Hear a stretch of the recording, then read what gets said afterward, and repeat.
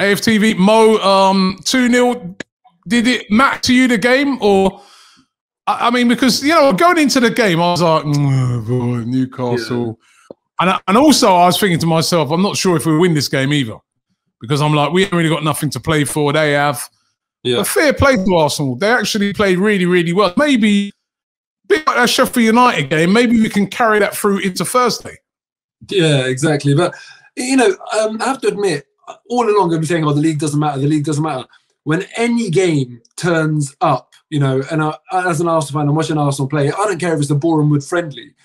I just want to see a good performance and I want to see a win. So you say it, but every game matters. We know that. It really does. Yeah. Every single game matters. And some obviously matter more than others, but what I wanted to see from an Arsenal team, no matter what the game, I saw that today. So I'm happy. And it's one thing where we turn around and say before the game, oh, the game doesn't matter. But then you and I never talk where we turn around and say, oh, yeah, we lost 5-0, but it's cool. That just doesn't happen, you know? So every game does matter. And I'm glad that the boys performed today. And the thing is, right, let's say, for example, this was the last game of the season. That would matter less than today. And today it mattered slightly more than that hypothetical because of the fact that you can find reasons to make it matter. It's the game before the biggest game of our season. It matters for that, on that respect. Also matters, you know, some people might buy into this, other people might not. But I love any excuse to laugh at Tottenham. I'd like to try and finish above them. You know, and there's still a chance of that happening. So it matters in that respect. It's only a really small, irrelevant little detail, but why not have it, you know, in our back pocket anyway, you know, just for a bit of banter, a bit of bragging rights, you know, it's part of the fun of football. So, you know, that's what the players need to do. They need to find reasons for games to matter. But on Thursday, they don't need to find any. That's abundantly clear to everyone. Who's earned himself a spot in the team apart from the obvious? Well, El Neni performed brilliantly today. Martinelli performed brilliantly today. Matt Ryan did everything that he needed to do today really well. So those are the three standouts. You know, Matt Ryan didn't do anything standout, but, you know, just in terms of flawless performances, really. But what I would say is that I still think Leno should start in goal. He did brilliantly against Villarreal. Let's not forget that save from Gerard Moreno at 2-0 down. Martinelli has to start, but here we go. I've been saying that for ages, but, you know. Has to start now. I'm worried though, Robbie, because I just look at it and I think, did he play today? Because he's definitely not going to play on Thursday. Like, Ceballos, Willian, Matt Ryan, they're all potentially examples where, I don't know. So I don't know. I'm just. He has to start. You know the weird thing about him, Mo. Yeah, I remember before the game, I was chatting to James and the guys, and we were talking about potential players that we could get at Arsenal that would be good. And one of the players we spoke about was Rafinha. Yeah. At Leeds, and we were talking about how good he is and how he suit Arsenal. And I said to the guys, I go, hold on a minute, we got Martinelli, who you could argue is, you know, same sort of type of player, just as good. But why we don't even play him? Why would we go and spend like money on a Rafinha? We're not even playing him.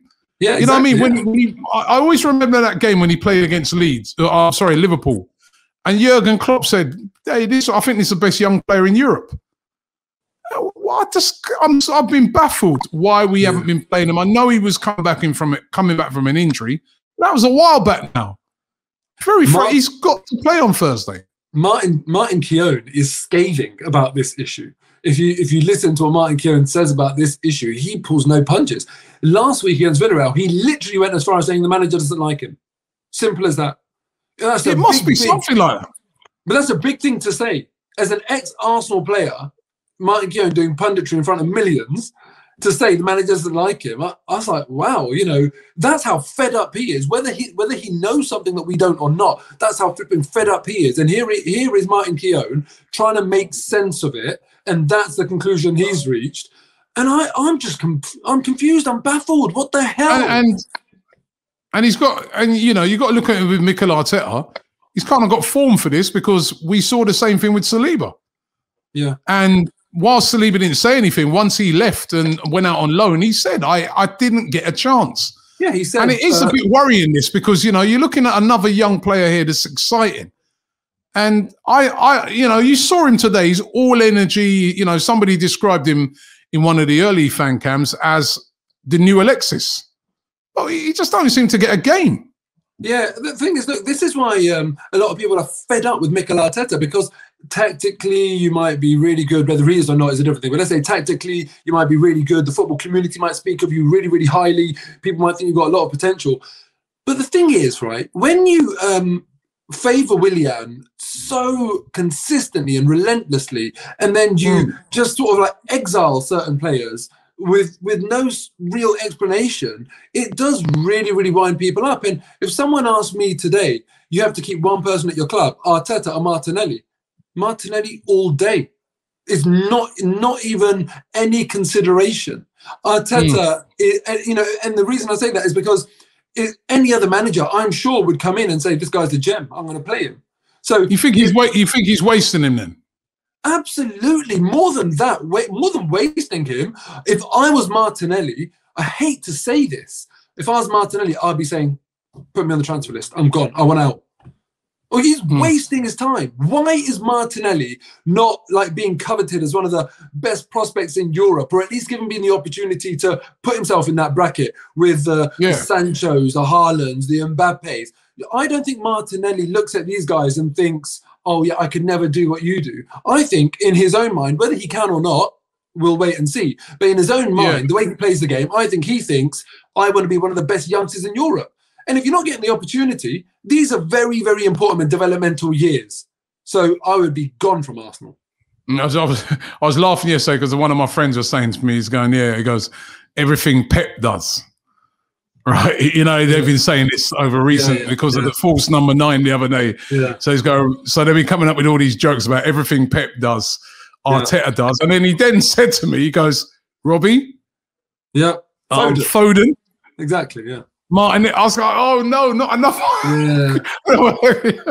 listen. Oh. Let me just say, this whole everything Pep does thing, because it's not the first time I've heard it. I would love that. If Arteta can go and do what Pep does, I would love it. In that case, if he's going to do everything Pep does, then fine, I choose Arteta over Martinelli. But we have not seen anywhere near the promise from Arteta to go and do everything. You can do what he does, but it's the outcome. That's what we, you know what I mean? So that's what I'm talking about. I want those outcomes. I want that consistency, that style of football, that flair. But I'm not seeing it.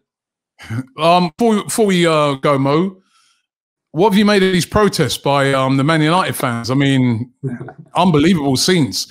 There was somebody saying to me that over in America, for instance, they had our game on a split screen, showing the protests going on at the same time. I mean, this is huge now. You know, the game's been delayed.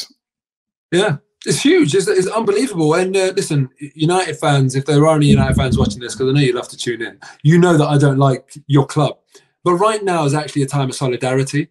And I really wish for United fans, you know, it's like one of those things, when a player gets a serious injury, it doesn't really matter who they play for. You kind of think to yourself, like, you just don't want to see that. And one thing I don't want to see in football is, overseas billionaires who don't really care about these community institutions as they were formed back in the day. You know, United was formed as Newton Heath. He does not care about that history. So for United fans, for Liverpool fans, for Chelsea fans love their owner, but you get what I'm saying. For all football clubs, I wish that they're fan-owned, or at least fans retain the voting rights, and we get rid of these billionaires that don't care. So, you know, United fans have my support. I wish the best for them, and I hope that this protest, talk about the rights and wrongs of it or whatever, I'm more interested in the final outcome. I really hope they get what they want, and I hope Arsenal fans get what they want.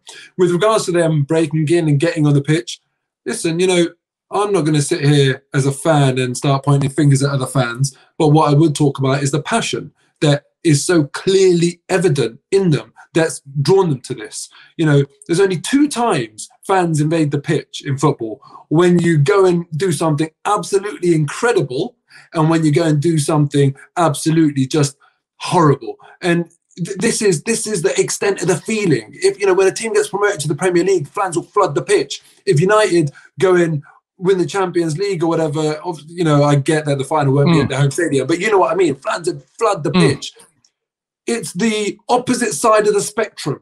This is how upset they are. So instead of us criticizing and people saying, oh, they shouldn't do that, this is the extent of their passion, how upset they are. This is what it's led them to. This is how, you know, what can you do? Sign flipping petitions for the rest of your life? Sometimes protests are going to evoke significant passion.